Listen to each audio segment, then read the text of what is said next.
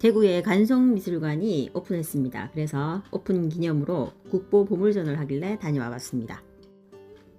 여기 완전 핫플이거든요. 여기 생긴 지 한 달 만에, 그러니까 개관한 지 한 달 만에 관람객이 7만 명이 돌파를 했다고 해요. 그 정도로 좀 완전 유명 핫플이고, 그러니까 예술에 좀 관심 있다 하시는 분들은 거의 와 보시는 것 같더라고요. 대구 관성미술관을 관람하려면 미리 예매를 하셔도 되고요. 아니면 현장에서 이렇게 줄 서가지고 표를 사셔도 되는데, 제가 간 날이 퐁당퐁당 연휴라서 이제 막 재량 휴업일도 많고 연차 쓴 직장인도 많고 해가지고 평일인데도 거의 휴일만큼 관람객이 많더라고요. 그래서 줄을 좀 오래 섰습니다. 인터넷으로 미리 예매를 하셨으면은 이렇게 줄 설 필요는 없고요. 그냥 들어가서 바로 발권하시면 되는데, 이제 인터넷으로 예매를 안 하신 분들이 이렇게 줄을 서셔야 되는데, 저는 왜 예매를 안 했냐면은 제가 단체에서 이렇게 가는 거라서. 근데 이제 개인적으로 다들 사정이 많다 보니까 중간중간에 막 빠질 일이 생기잖아요. 그러니까 미리 예매하기가 좀 애매하더라고요. 그래서 평일이고 해서 그냥 갔더니 이게 이제 퐁당퐁당 연휴라서 진짜 사람 많아서 발권하는 데까지, 그러니까 입장권 끊는 데까지 30분 정도 기다렸습니다. 오전에 갔고요. 입장료는 10,000원이고요. 대구 시민은 20% 할인되니까 신분증이나 이제 미성년자 같은 경우는 주민등록 등본을 지참하시면 됩니다. 보통 박물관이나 미술관 입장료가 무료나 아니면 한 1,000원 정도 이렇게 내는 거에 비하면은 좀 상당히 비싼 편이죠. 다들 사전 조사를 많이 하고 오셔가지고 그런지 이제 신발은 다들 편한 신발, 뭐 운동화 이런 거 많이 신고 오셨더라고요. 그러니까 이렇게 편한 운동화 신고 오시는 거를 추천드립니다. 왜냐면 줄을 정말 많이 설 일이 생겨요. 설 일이 생기고, 그리고 또 이제 계속 걸어 다녀야 되기 때문에 편한 신발 신고 오는 게 좋고, 뭐 뾰족한 하이힐 같은 거는 정말 힘듭니다.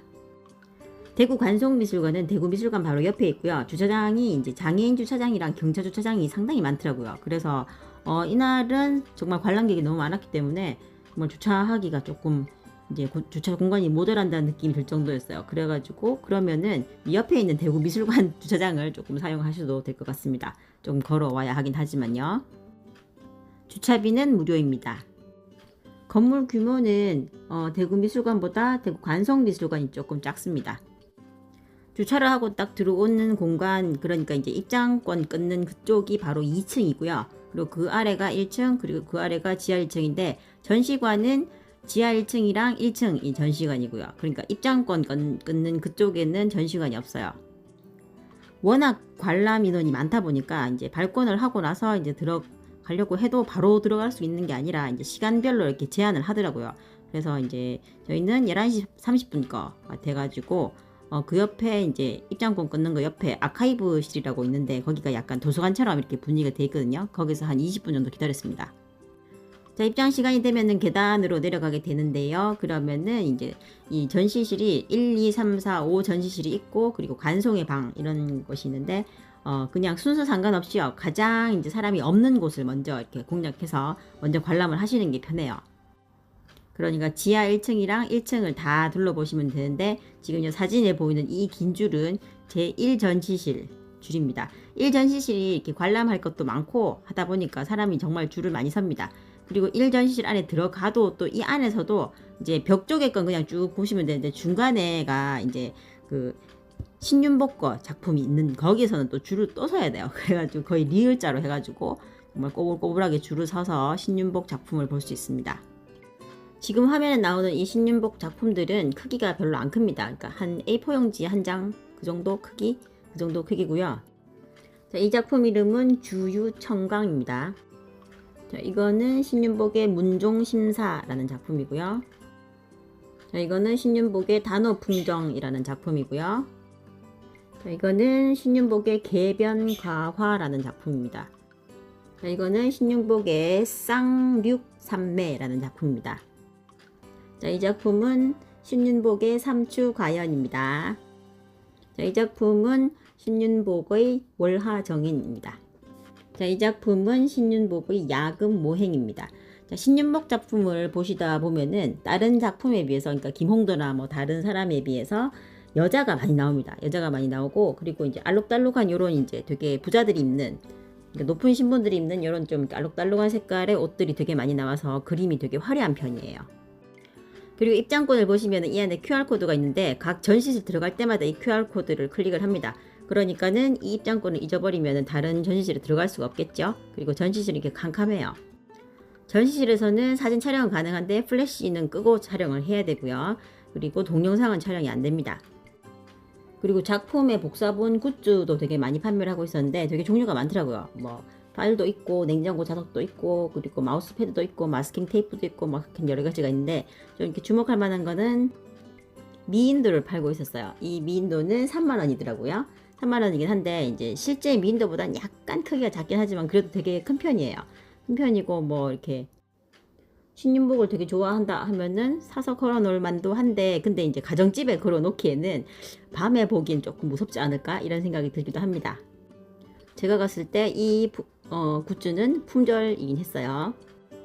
제가 감성미술관을 간 날은 날씨가 정말 좋았는데요. 하늘이 정말 너무너무 예뻤고 구름도 너무 예뻤고 거의 한 폭의 이제 그림을 보는 것 같은 그런 느낌을 줄 정도로 이렇게 이제 창문마다 다 이렇게 통창이 많고요. 그리고 밖에 조경이나 이런 것들이 되게 잘 돼 있어가지고 정말 좋습니다. 뻥 뚫리는 느낌이 들고 그러니까 미세먼지 많은 날 가기보다는 좀 맑은 날 가는 거를 추천드립니다. 그래서 대구 관성미술관은 뷰 맛집이라고 볼 수 있겠죠. 그리고 입구에 보면 이렇게 기둥이 여러 개가 있는데 기둥이 일렬로 쫙 있는 게 아니라 되게 불규칙적으로 이렇게 있어요. 그리고 기둥이 시멘트 이런 게 아니라 나무더라고요. 그래서 되게 독특한 느낌 받았고 그리고 이제 그 관람 다 하고 나서 밖에 나가 보시면은 계단도 있고 하는데 내려가서 이렇게 이런 사진들을 찍을 수 있으니까 좀 예쁜 옷 입고 와서 사진 찍는 것도 추천드립니다. 그리고 전망도 되게 탁 트이고 되게 좋고 멀리 산도 잘 보이거든요. 그리고 조금 뭐 팔공산도 보인다고 하는데 저는 팔공산이랑 다른 산이랑 구별은 잘 못하겠더라고요. 어쨌든 되게 날씨가 좋았기 때문에 구름도 예쁘고 하늘도 예쁘고 이렇게 되게 뷰는 보는 되게 좋은 느낌은 있어요. 그래가지고 그렇게 보시면 되고 어쨌든 좀 든든하게 체력을 잘 갖춰가지고 오시는 걸 추천드리고요. 줄 많이 서고 하니까 하여튼 다른 작품들은 또 요 뒤에서 다시 보여드리도록 하겠습니다. 비싼 입장료 때문에 그런지 관람객들이 다들 작품을 하나하나 정말 뚫어져라 쳐다보고 설명도 다 읽고 사진도 촬영하고 그러다 보니까 시간이 상당히 많이 걸렸어요. 물론 저도 되게 열심히 봤죠. 비싸니까 본전을 뽑아야 되니까. 서울에 있는 국립중앙박물관을 만약에 이런 식으로 관람을 했다 하면은 한 2박 3일 정도는 걸릴 것 같은 느낌이 들어요.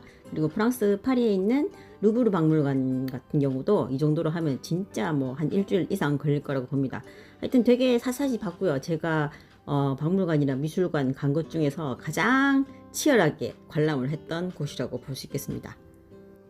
신윤복의 미인도가 워낙 유명해서 그런지 이 전시실에다가 미인도만 단독으로 전시를 해놓고 있어요. 그래가지고 처음 딱 들어가면은 이게 깜깜한 전시실에 미인도에만 조명이 딱 있어가지고 그냥 얼핏 봤을 땐 이게 이제 원본이 아니고 마치 영상인 것처럼 보이더라고요. 근데 자세히 보니까 이 원본은 맞아요. 자, 미인도 같은 경우는 다른 이제 신윤복 작품에 비해서 좀 크기가 큰 편입니다. 그러니까 사람 크기만큼 이렇게 길게 이렇게 돼 있어가지고 크기가 좀 이렇게 생각보다 큰 편이고 그리고 루브르 박물관에 있는 레오나르도 다빈치의 모나리자 같은 경우는 되게 작은 편이거든요. 거의 A3 정도? A3 용지 정도 크기 정도가 모나리자 원본 작품 크기인데 미인도는 그거보다 훨씬 큽니다. 길쭉하게 생겼으니까. 그리고 이제 되게 이렇게 붓터치나 뭐 이런 게 되게 섬세하게 잘 그렸고 조선시대 미인들은 이렇게 생겼구나 이런 걸 알 수 있어요. 요즘 미인하고 완전히 달라요. 그래갖고 뭐 풍만한 가슴 이런 거 전혀 없고 정말 그냥 딱 한국인처럼 생겼구나 이렇게 생겼습니다. 자, 전시실 내부는 깜깜해서 이제 뭐 사람하고 같이 사진 찍으려면은 거의 뭐 역광 뭐 새까맣게 나오고 뭐 이렇게밖에 안 나오기 때문에 이 사진은 이제 전시실 입구에 있는 곳에서 찍었습니다. 신윤복에 대한 설명도 이 전시실에 이렇게 있습니다. 자, 사전시실에 가보면은 김정희의 글씨를 보실 수 있는데요. 이게 주사체인지 모르겠지만 어쨌든 뭐 이렇게 김정희가 이렇게 유명한 말을 했다고 합니다. 그리고 김정희가 그림도 상당히 잘 그린 것 같아요. 그리고 아마 이게 주사체일 것 같아요. 약간 주사체는 좀 힘이 있게 촥촥 뻗는 이런 글씨체더라고요. 그래서 이게 김정희가 주사체라는 글씨체가 되게 유명하고 이거는 고려시대 청자입니다. 제4전시실에 있었고요. 청자 상감 운학 문매병이라는 것이고요. 자, 이거는 조선시대 백자입니다. 자, 이거는 연적이고요. 이거는 되게 조그만한 금상인 것 금으로 만든 불상인 것 같아요.